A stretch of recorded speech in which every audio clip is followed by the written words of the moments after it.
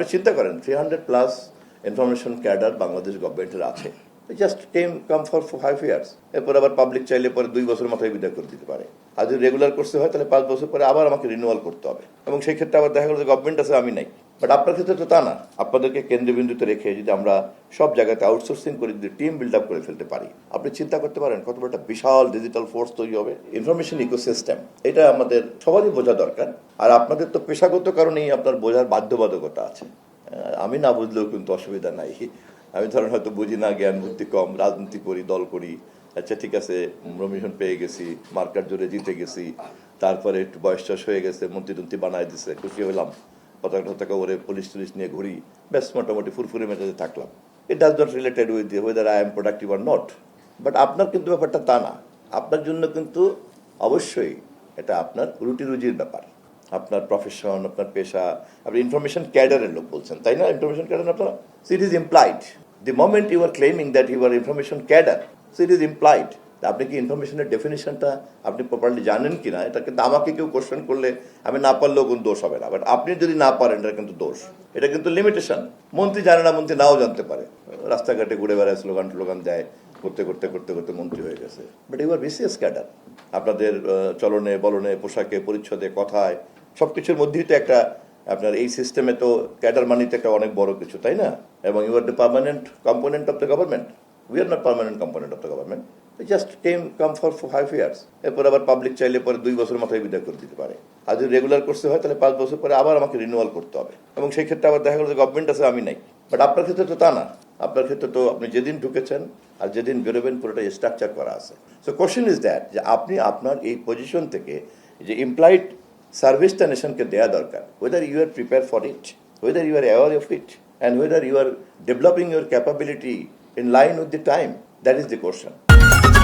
ঈদ লাগছে মনে, খুশির জোয়ার সবখানে, আর ঈদ লাগছে মনে, বিকাশ পেমেন্ট সবখানে। অফকোর্স এটা সবটাই আপনাদের ব্যক্তিগত দায়িত্ব না, কারণ রাষ্ট্রের জনবল হিসাবে আপনাদেরকে দক্ষ করার দায়িত্ব তো রাষ্ট্রেরই। রাষ্ট্র সেই উদ্যোগ নিয়েছে কিনা, ঢুকেছেন আর বেরোচ্ছেন, বাস, মাঝখানে আর কোনো কাজ নাই। কেউ যদি খুব যোগ্যতা অর্জন করে তাহলে হয়তো আকবর সাহেবের মতো একজন সচিব হবে, অথবা মনে করেন নামি দামি 2-3 জন আলোচিত সচিবের মতো ব্যক্তিগত উদ্যোগে। এখানে কিন্তু রাষ্ট্রের তেমন কিন্তু কোনো দায়িত্ব থাকে না। কিন্তু রাষ্ট্রের তো দায়িত্ব থাকতে হবে যে এই বিশাল জনবলকে দক্ষ হিসেবে গড়ে তোলা, এবং তারা যদি এটা আমি না করি তাহলে তারা কিন্তু একটা গ্যারান্টেড সাইকোলজির মধ্যে থাকবে। চাকরি যেহেতু কনফার্ম, যেহেতু রিটায়ারমেন্টের আগে হয় অ্যাডিশনাল সেক্রেটারি হবো, না সেক্রেটারি হবো, রিটায়ারমেন্ট তো কনফার্ম। সো বাকি কাজের ক্ষেত্রে একটু নিজেকে, কিন্তু আপনার মেধা কিন্তু তখন জাতি পেল না। যে কারণে আমি কথাটা তুললাম সেটা হচ্ছে এই, যে ইনফরমেশন ইকোসিস্টেমের এই অবস্থাটা যদি আপনার মাথার মধ্যে থাকে, বিশেষ করে জনসংযোগ কর্মকর্তা, জনসংযোগ যেই করতে চায় না কেন, এখনকার যুগের কোনো জনসংযোগ ডিজিটাল প্ল্যাটফর্ম ছাড়া গণসংযোগ করতে চায়, একথা যদি কেউ দাবি করে তাহলে তাকে স্টুপিড বলবে। এনিওয়ান, সে ক্লেম করছে যে he is serious to build up public relation, আর তাকে বলা হচ্ছে যে তোমার সোশ্যাল মিডিয়া আছে কয়টা? বলছে আমি সোশ্যাল মিডিয়া ব্যবহার করি না। হ্যাঁ ভাই, আমাদের বাচ্চাদের কাজ, এগুলো নিয়ে করার সময় নষ্ট হয়। ইট ইজ কমপ্লিটলি সোনার পাথরের বাটি। কিন্তু এটাও সত্য যে আমাদের বয়স্ক অনেকেরই মনোজগতের মধ্যে এখনো কিন্তু সোশ্যাল মিডিয়াতে একটা টাবু আছে। I am sure that you are aware of it. এই জায়গাগুলিতে একদম পরিষ্কার থাকতে হবে। যদি এই ব্যাপারে ক্লারিটি না থাকে, what is public relation, which platform you are practising the public relation, and how you will do it, do you have that literacy, do you have that capability, do you aware the modern equipments, the modern software. এবং এগুলি কিন্তু এখন একটা basic লিটারেসিতে হয়ে গেছে। এটার জন্য আপনাকে ইঞ্জিনিয়ারিং হতে হবে, এটার জন্য আপনাকে মিডিয়া সায়েন্স বুঝতে হবে, এটার জন্য আপনাকে ব্রডকাস্টিং ইঞ্জিনিয়ার হতে হবে। Not that.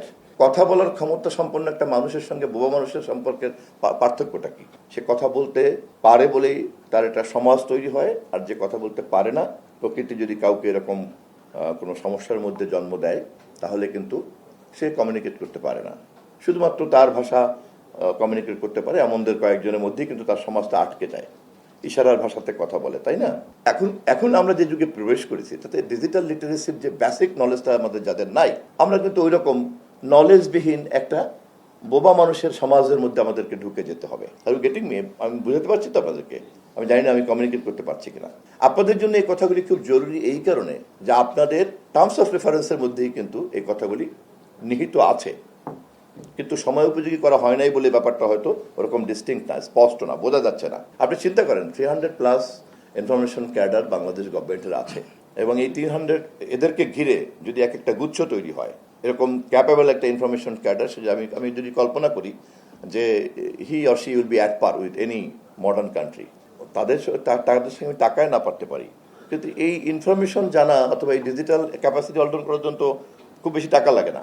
এর জন্য কিন্তু আসলে কিন্তু আপনার ড্রাইভ লাগে একটা, যে কোনো একটা থার্ড ওয়ার্ল্ডের কান্ট্রির কিন্তু যে কোনো একটা লোক কিন্তু অনেক ইয়ে করতে পারে, যা আপনারা নিশ্চয়ই খোঁজখবর তো রাখেনি। আমরা যদি এই ইনফরমেশন ক্যাডারকে ঘিরে, আপনাদের মতো জনসংযোগ কর্মকর্তাকে ঘিরে, ডিস্ট্রিক্ট ইনফরমেশন অফিসার যারা আছেন তাদেরকে ঘিরে আমরা যদি দক্ষ গণসংযোগের, আধুনিক গণসংযোগের দক্ষতা সম্পন্ন জনবল তৈরি করে ফেলতে পারি, আপনাদেরকে কেন্দ্রবিন্দুতে রেখে যদি আমরা সব জায়গাতে আউটসোর্সিং করে যদি টিম বিল্ড আপ করে ফেলতে পারি, আপনি চিন্তা করতে পারেন কত বড় একটা বিশাল ডিজিটাল ফোর্স তৈরি হবে।